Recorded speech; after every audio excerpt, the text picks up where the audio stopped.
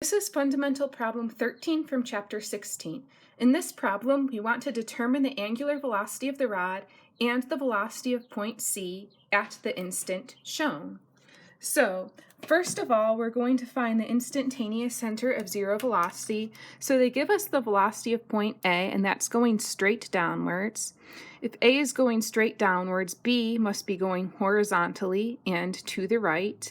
And if I draw a line which is perpendicular to the direction of velocity A and a line which is perpendicular to the direction of velocity B, those lines intersect at the instantaneous center.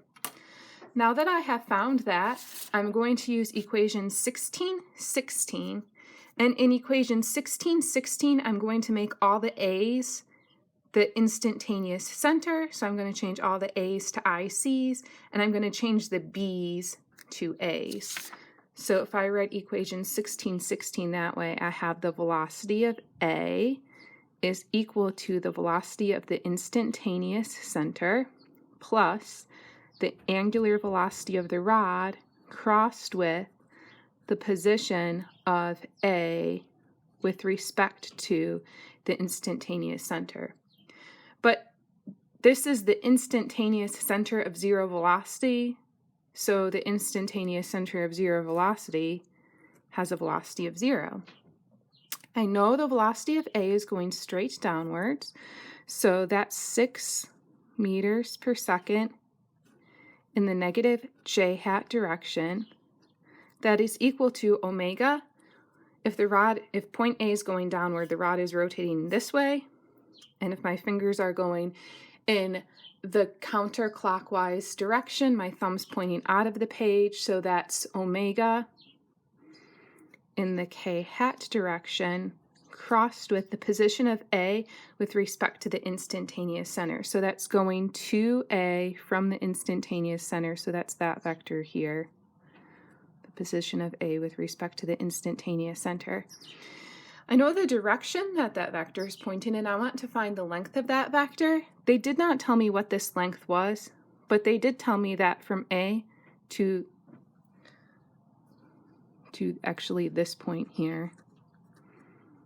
So from point A to point B in the vertical direction is 4 meters. And from point A to point B, going from here to here is 2.5 plus 2.5. So if we draw a triangle like this, if this is 4 and this is 5, then this side must be 3, and that's going in the horizontal direction from the instantaneous center to point A. So this is negative 3 meters I hat. So now I can do the cross product, and I have a minus omega times 3 meters, and a k hat crossed with an I hat gives me a j hat.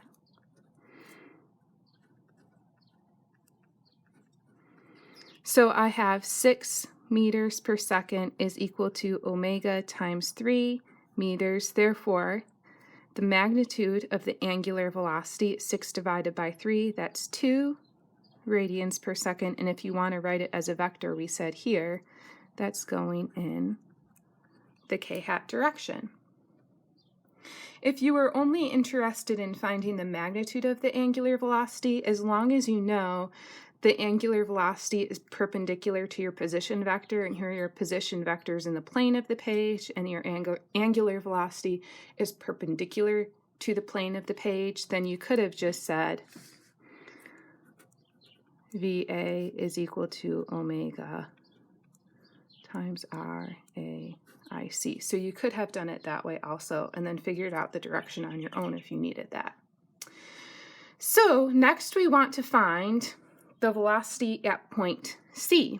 So we're going to use equation 16-16 again, changing all the A's to IC's, and now change the B to a C. So we have the velocity of point C is equal to the velocity of the instantaneous center plus the angular velocity crossed with the position of C with respect to IC, the velocity of the instantaneous center is always 0. That is why it is the instantaneous center of 0 velocity. And I want to find velocity c. I know the angular velocity is 2 radians per second in the k hat direction. And my position vector goes from the instantaneous center of 0 velocity to point C. Let me do that in a different color. So that's this vector here. This is the position of C from the instantaneous center.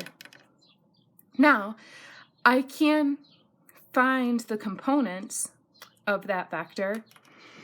It's going in the negative I hat direction, and from the instantaneous center to point C, that's half of the distance from the instantaneous center to point A in the horizontal direction.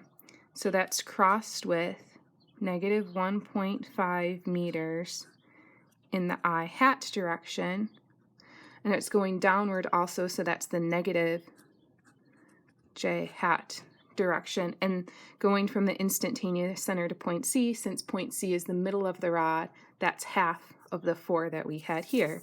So that is half of 4, that is 2 meters. Okay, so then I can do the cross product.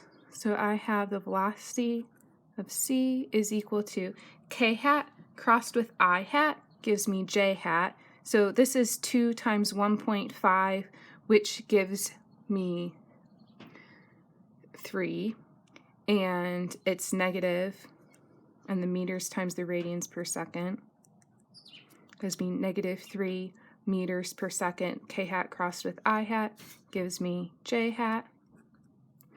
K hat crossed with j hat gives me negative I hat, but it's already negative from the sign here, which makes the whole thing positive, and 2 radians per second times 2 meters gives me 4 meters per second, and this is in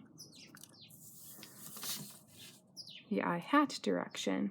So let's rewrite the velocity of C as 4 in the I hat direction plus, minus 3 in the j hat direction, and that's in meters per second. So there is the velocity of point C, and that concludes fundamental problem 13.